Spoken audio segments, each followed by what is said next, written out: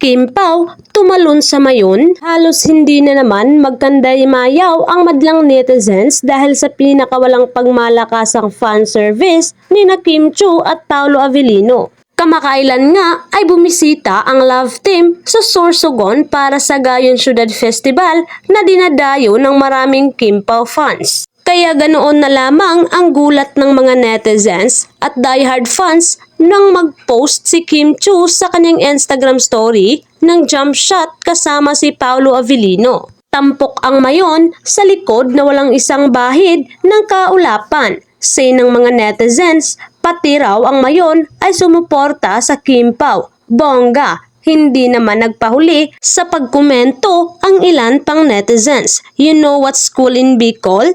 It's the feeling when you get mesmerized with the beauty of the perfectly shaped volcano, Mount Mayon. There are a lot of belief about Mount Mayon, and my most favorite is when you clearly see it and not hiding behind the clouds. It means that you are a very good person, and it means #luck.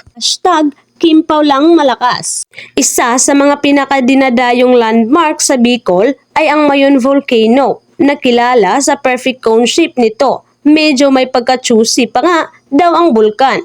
Pinaniniwalaan kasi ng mga lokal na nagpapakita lang daw ang mayon kapag bumibisita siya ay mabuting tao. Madalas nga ay ang malaking bahagi ng bulkan ang nakatago sa ulap, kaya maraming bigong makakuha ng picture perfect shot dito. They brought luck to each other. Sa isang panayam naman kay Kim, nagulit din siya nang malamang rare happening ang pagpapakita ng bulkan in its full glory, kaya say niya baka nagkataon lang daw.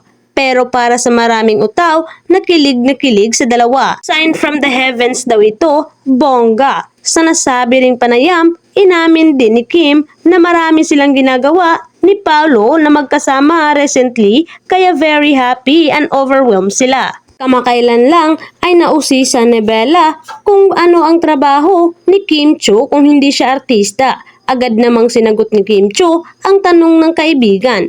Aniya, isa siya sa magiging bank manager. Nagbibilang siya ng mga pera ng tao, makulit na idinagdag ng lead star ng What's Wrong with Secretary Kim. Si Kim Chiu ay unang nakilala sa mundo ng showbiz matapos siyang tanghalin bilang big winner ng kauna-unahang Pinoy Big Brother Teen Edition. Bukod sa kanyang husay sa pag-arte, nagkaroon din siya ng maraming proyekto dahil sa husay niya sa hosting at pagsasayaw. Nagkaroon din siya ng mga kanta kagaya ni Mr. Right sa mismong Ping Yu.